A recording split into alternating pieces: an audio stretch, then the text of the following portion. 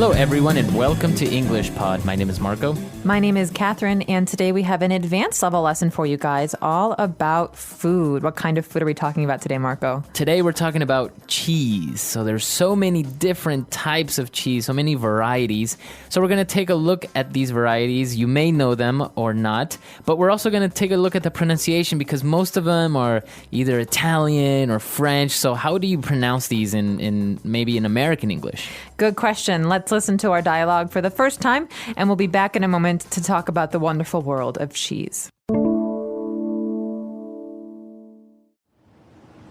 Hello everyone, my name is Lori and I want to welcome you to this course. We will learn all about one of the oldest yet most delicious foods on this planet, cheese. Let's get started. Cheese is usually categorized into 4 types: soft, semi-soft, semi-hard, and hard. The designation refers to the amount of moisture in the cheese, which directly affects its texture. Making cheese is an ancient practice dating back thousands of years, and the home cheesemaker can usually find recipes for cheese that fall into any of the 4 categories. Soft cheese includes cottage cheese, cream cheese, ricotta, brie, blue, roquefort, mozzarella, Munster, and similar cheeses. These cheeses generally pair well with fruit or meats and can be used as breakfast cheeses in an omelette or as pasta fillings. They are usually mildly flavored and very high in moisture. American, Colby, Kojak, and similar cheeses are in the semi-soft category. These are slightly stronger in flavor and cover a wide range of uses. Kojak cheese, a blend of Colby and Monterey Jack, is one of the most popular. This allows the sharper flavor of the Colby to be combined with the milder Jack cheese and also melts better than plain Colby. Grilled cheese sandwiches often use American cheese, and Mexican cheeses such as asadero and queso fresco are becoming more popular. Hard cheeses include Parmesan, Romano, Asiago, Swiss, Gruyere, and others. Parmesan and Romano are most familiar as the grated powder used to top spaghetti, but they are also used as accompaniments for fruit, wine, nuts, and other appetizer items. Swiss is a popular sandwich cheese and melts well, unlike some other hard cheeses. All right, we're back. So obviously this is a very interesting lesson because it also gives us an insight onto how cheeses are categorized. I personally did not know that you had all these categories of cheeses, starting out with the soft cheeses. That's right. So basically they're broken into these soft, semi-soft, semi-hard, and hard categories.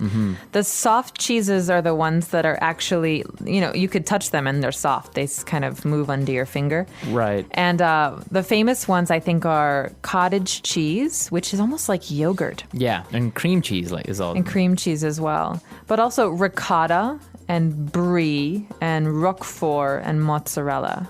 So, for example, these cheeses, they're usually, they're obviously very soft cheeses. Do you say cheeses or cheese or cheese-eye? Yeah, we just say cheese normally, or different kinds of cheese. So in that case, you make the plural kinds of cheese. Okay. Types of cheese.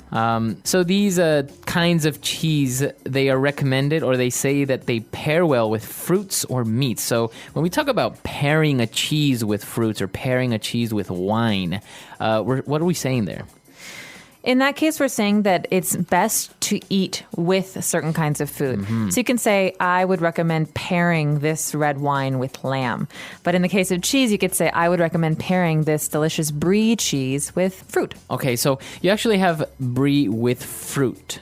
That's usually. right. It depends on the kind of cheese. A lot of times you see mozzarella on pizzas, and so it's not paired. It's actually a part of the dish. It's an ingredient, right? But if you're going to eat a piece of cheese alone, you can have it maybe with some fruit. So I guess that's the main difference between pairing and having it as an ingredient. Is pairing, you're combining it, but it's not really part of the dish. No, and as an ingredient, it has to be in the dish to make it work.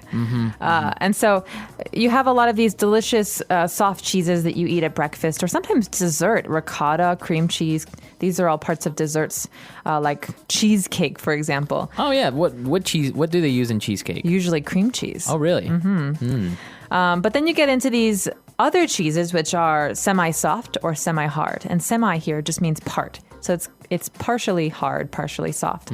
And these cheeses are different because you might use them sliced on sandwiches, things like that. In this category, you have American and Colby, and Monterey Jack is also very, very popular. So these actually do have a more American sound to it. Obviously, American cheese or Monterey Jack. That sounds a little bit different than all the Italian or French sounding cheeses that we had in the soft ones. That's right. And you'd even have something like cheddar in this category. There's another... Cheddar cheese. Yeah, there's another good cheese. As you said, these are very typically put in sandwiches. Yeah, I mean, you can use them in different ways. Sometimes we grate cheese. That means we rub it against this machine, a grater, to make it come out in these little fine pieces. For example, on top of pasta or on top of nachos. So we have grated cheese, but you can also have sliced cheese, and that's the kind of that's the way that we cut cheese to put it on a sandwich. So, for example, if you go to McDonald's and you get a burger, usually the cheese that's on your hamburger is cheddar cheese, right? That's right. It's a slice of cheddar cheese. Okay. Now, moving on to our next category. Well, actually, towards the end of the different types of cheese under the semi-soft category, they also talk about Mexican cheeses such as asadero and queso fresco. I love queso fresco. You've had this before? Yes, many times. What do you usually have it with, or how do you pair it? Usually it's an ingredient on tacos because it's a little bit crumbly. That means that it's like balls as opposed to being one chunk, one big piece. And so we usually have it like that. Or I've also had it as just a piece of cheese paired with a fried plantain or sour cream. Yeah. It's actually very good. The thing with queso fresco is all of the cheese, they also depend on how mature they are, how long they've taken to make them. And queso fresco means fresh in Spanish. And this is the main, I think, factor in this type of cheese is that it's very, very immature. It's a very fresh cheese. You can make it in like a day or two. Exactly. It just takes one night to sit and to become cheese, basically. Right. But other cheeses, and we'll see some of these in the hard cheeses, take a very long time to become their final cheese state. And one of those cheeses is Parmesan. You know, in Italy, when you buy Parmesan, they have these big wheels of it. They're circles. And you have to pay according to how old it is. Oh, really? 18 months, 36 months. And it gets more expensive the older it is. So obviously the older it is, just like wine, it has a more intense flavor.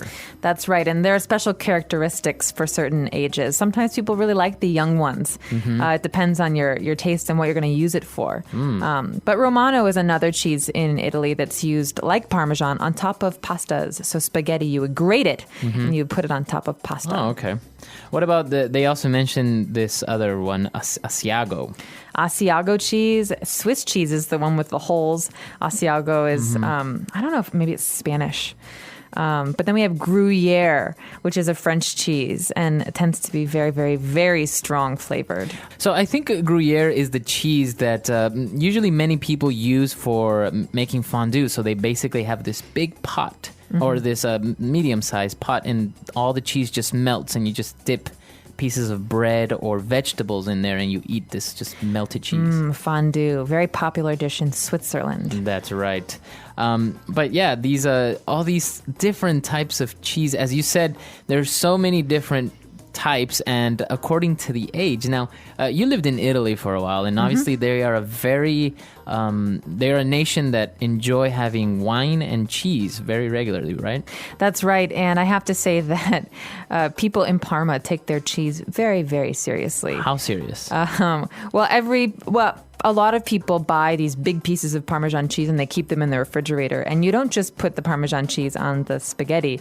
You also break pieces of it and you eat it alone with some, a glass of wine. Or some people like to put a little drop of balsamic vinegar on top of the cheese to give it some flavor. Oh, really? So there are many different ways to eat it. I'm sure it's different all over the country, but mozzarella, Parmesan cheese, Romano. These are all cheeses that are very, very important in Italian culture. It's very interesting because, well, obviously we have listeners from all over the world, but some countries have a good culture for wine, cheese, and cured meats. Like, for example, in South America, if you visit Argentina or Chile, they are a nation that actually have a lot of variety of cheese, wines, and cured meats. But if you take a trip to maybe Colombia, they're not really that type of culture that really consume cheese and wine in the same manner. Interesting. I wonder if it has to do with the historical relationship between Europe and a place like Argentina. You know, in Argentina, there's lots of Italian former people who came over from Italy many, many years ago, right? So that might have something to do with it. Or also Spain has a very strong tradition of cured meats and cheeses. Exactly. They have manchego cheese, things like this. So I wonder if there's a relationship there. Yeah, I think it's definitely an influence in some way. But the thing with cheese, I think it's in many places it's very expensive. It can be. Comparatively to, if you can have a regular mozzarella cheese, but sometimes these other types, they can be very expensive. Yeah, it's like good wine. If you really want to pay for good cheese, it's going to cost you a lot of money. Now, what about this, the famous blue cheese? We didn't mention it, but this is a very famous French cheese that basically has mold on it. Well, yeah, all cheese, you're growing cultures, you're growing these things that are alive, but blue cheese, you can actually see it, and it's moldy. It's white, and there's some blue or green mold. Exactly. And some people love it, and some people hate it. I think it's it depends on your tastes, but it does have a very strong flavor. Well, do you personally like it or dislike I it? do not like blue cheese, but I love other kinds of cheeses like camembert, which is a French cheese with a very strong flavor, very stinky cheese. So it's not necessarily that it's strong. It's just that I don't like the taste very much. Okay. Actually, it's very popular to put on salads, right? Yes. Blue cheese, a sauce or a dressing. Blue cheese dressing. Yeah, that's right. It's made out of blue cheese. It's a very interesting topic, and I'm sure that locally, many people also make, or countries have their own types of cheese. I know, for example, in Ecuador, we do have also something very similar to queso fresco, that's commonly used for breakfast. And here's an interesting thing. They put it in their cup of coffee. No way. So it's cheese. It's cheese. So basically you have coffee with milk, very popular in Latin America, and people will take a piece of cheese and put it in their coffee. So obviously with the heat, it won't melt completely, but it will become very bendy and very soft. And then they'll have it with the coffee and the bread. So it gives it a very interesting taste. It may sound a little bit peculiar, but it actually has a very, very interesting taste, very good taste. I've had many friends try it, and they're like, "Wow, you wouldn't really think that you would probably dip cheese in coffee, but it's a works." very unusual combination. Now, what is this special cheese called? It's called queso de mesa, which is basically a normal, common, everyday table cheese. So it's not any particular, it's very similar to queso fresco, very immature cheese. So I'm very curious to know if in your country you also have a strong cheese culture, and if in your country you guys do have a lot of cheese, what kind of cheese is it? I know that every country has its own variety of cheeses, and some places like China aren't really into cheese. So you can let us know if your country doesn't really have that many cheese options. So we're very curious to hear about you and your taste in cheese. Let us know. Our website is englishpod.com. We hope to see you there. All right, guys. See you later. Bye. Bye.